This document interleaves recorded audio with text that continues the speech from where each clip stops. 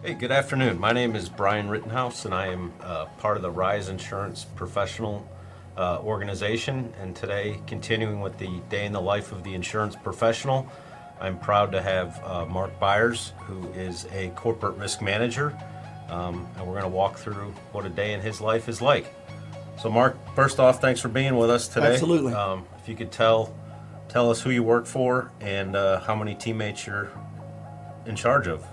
Yes, so I work for Coca-Cola Consolidated. We're the largest Coke bottler in North America. I have a risk management team and security team of about 48 individuals.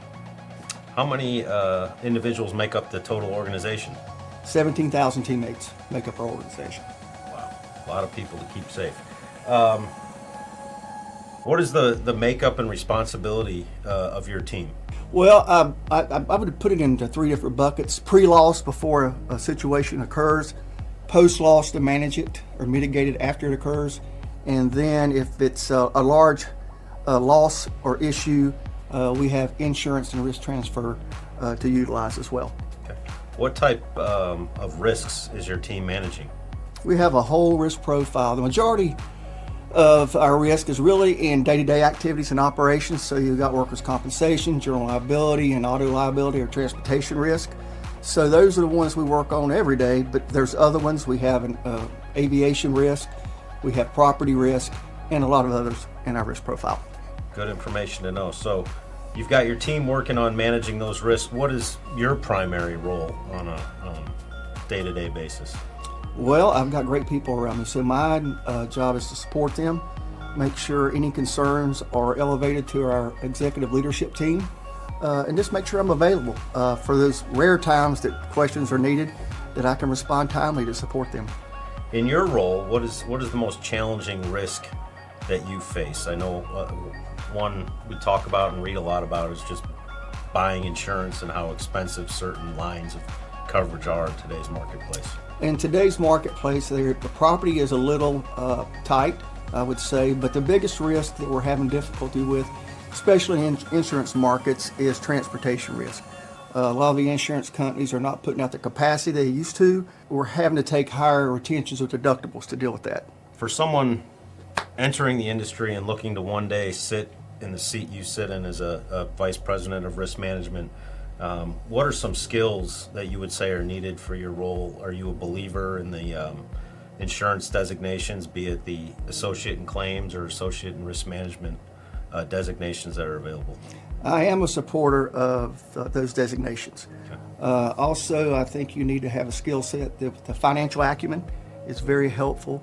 Of course, your leadership skills, ability to listen, and ability to just lead others. Could you talk a little bit about the financial acumen and how you go about talking to business leaders, explaining safety in dollars and cents versus losses?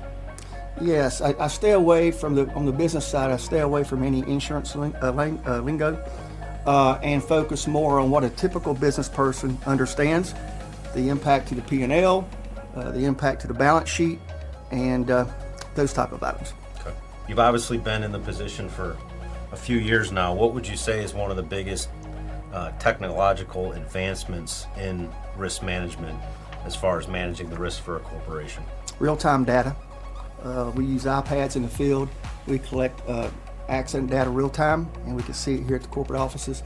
Drive cam and transportation in our trucks. So we have that technology in our trucks. And tractors, so we use that, and then it's ever-changing. It's very quick and very fast-paced.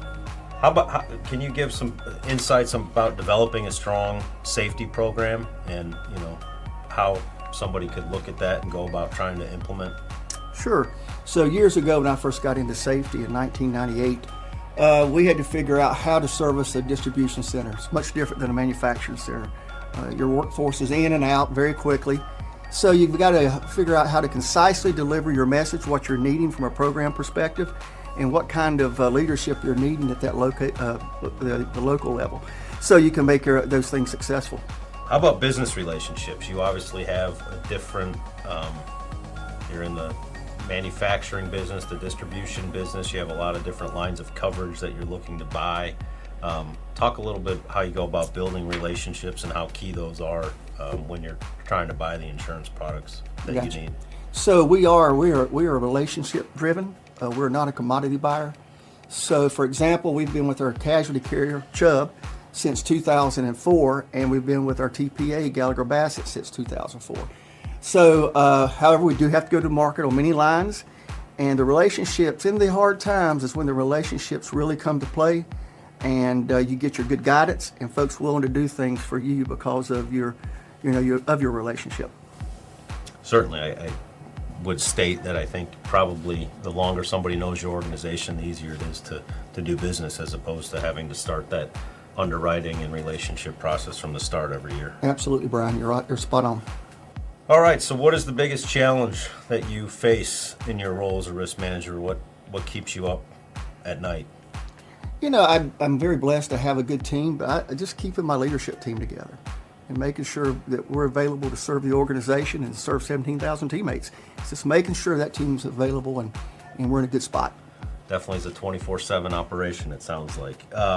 So to close this out, we're focusing on younger insurance professionals that are coming up in the different roles that are available in the insurance marketplace today. Obviously, we're in a corporate setting. What pieces of advice would you have for those younger professionals coming up in the industry? When you're young in your career, keep your options open. Don't be set on a particular role. When I got out of school, I was a finance major. I ended up in tax and then got into risk management. So keep your options open. And I'm so thankful I have a good risk management career, but I left my options open and got lucky. Great. Well, thank you so much for your time and sharing a little insight into your day-to-day role. Appreciate it. Absolutely. Thank you. Thank you.